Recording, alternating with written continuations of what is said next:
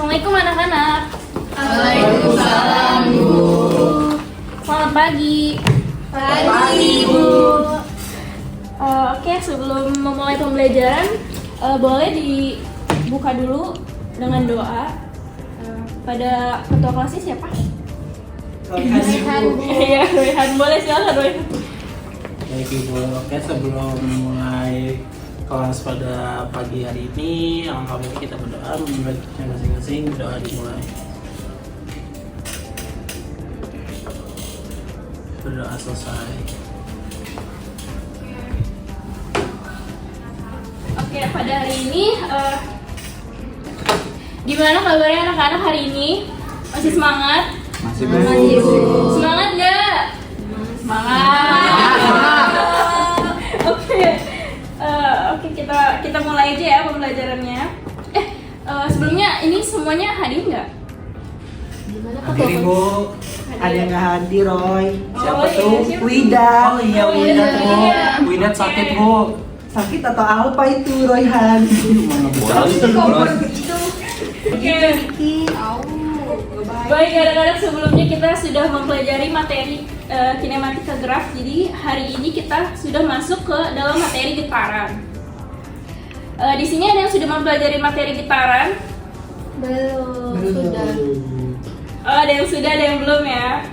Oke, baik. Sebelumnya Ibu akan membacakan tujuan dari pembelajaran hari ini. Yang pertama adalah memahami definisi getaran dan karakteristiknya. Yang kedua, menjelaskan besaran-besaran dan penting seperti amplitudo, periode, dan frekuensi. Yang ketiga, mengidentifikasi contoh-contoh getaran dalam kehidupan sehari-hari, dan nanti juga akan ada percobaannya. Jadi, yang pertama, apa itu getaran? Ada yang tahu? Getaran itu adalah gerakan bolak-balik yang terjadi secara teratur di sekitar titik keseimbangan. Contoh sederhananya, apakah ada yang tahu contoh sederhananya? Saya Bu, Iya, boleh Tisha. itu ayunan bandul Bu. Iya, betul. Saya Bu, Iya, sama. pegas yang ditarik dan dilepas. Oke. Ada lagi? Saya Bu, Gelombang bunyi yang dihasilkan oleh pita suara Bu. Oke, betul sekali semuanya. Tepuk tangan buat semuanya. Jadi konsep dasar getaran itu ada amplitudo, periode, dan frekuensi. Amplitudo adalah simpangan maksimum dari posisi keseimbangan amplitudo diukur dalam satuan panjang seperti meter. Kalau periode adalah waktu yang diperlukan untuk satu kali getaran penuh. Satuan periode adalah second. Di mana persamaannya ada T sama dengan 1/f. Yang ketiga ada frekuensi. Frekuensi adalah jumlah getaran yang terjadi dalam 1 detik. Satuan frekuensi adalah hertz. Persamaannya adalah F sama dengan 1/t. Lanjutnya, kalian tahu ayunan di taman? Tahu. Ya. Nah, kalau dari ayunan di taman, sebagai contohnya, ayunan di taman itu kan pasti mengayun kan, mengayun, dan semakin lama dia semakin mengayun dan semakin lama akan berhenti kan? Benar nggak? betul. Betul, Bu. Betul. Iya. Nah, dari ayunan itu, apa yang membuat ayunan di taman bermain berhenti bergerak setelah beberapa waktu meskipun awalnya berayun dengan sangat kuat? Ada yang bisa jawab? Karena adanya gaya hambat Ibu. Iya, ada lagi? Saya Bu, Boleh, Om. karena adanya gaya gesekan. Iya, betul sekali. Tepuk tangan buat Tian dan Allah. Jadi ayunan itu berhenti bergerak setelah beberapa waktu karena adanya gaya hambat yang bekerja pada ayunan, yaitu ada gaya gesekan. Ada gaya gesekan antara tali atau rantai ayunan dengan titik gantungnya atau poros. Gesekan ini mengurangi energi gerak atau energi kinetik ayunan secara bertahap. Yang kedua ada gaya hambatan udara. Ketika ayunan bergerak, udara di sekitarnya memberikan resistansi.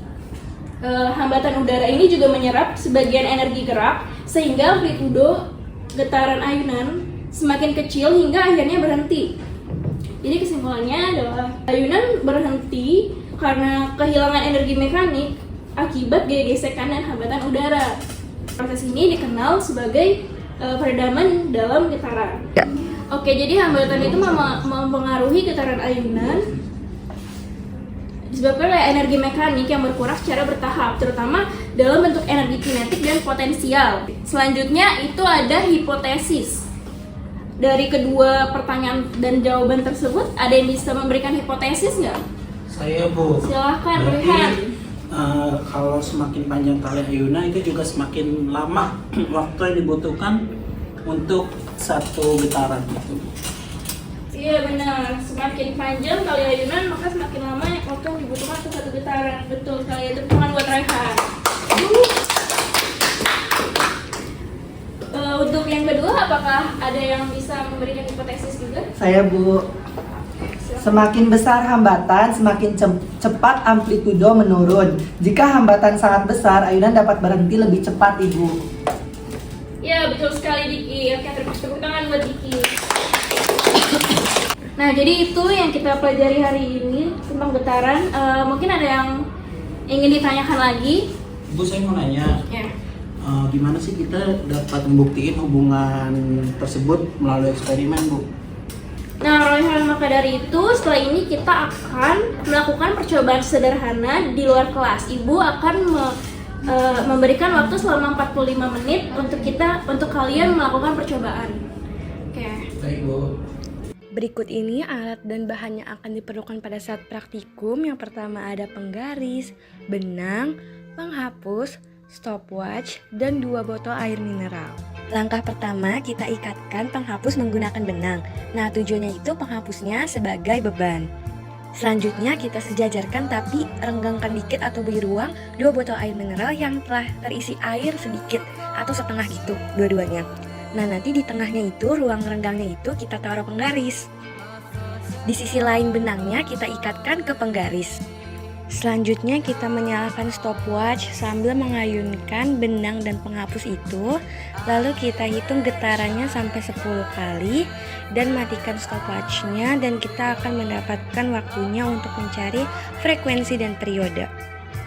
Nah, tadi kan sudah dihasilkan untuk waktunya itu 10 atau N-nya itu 10, ialah 9,17 second.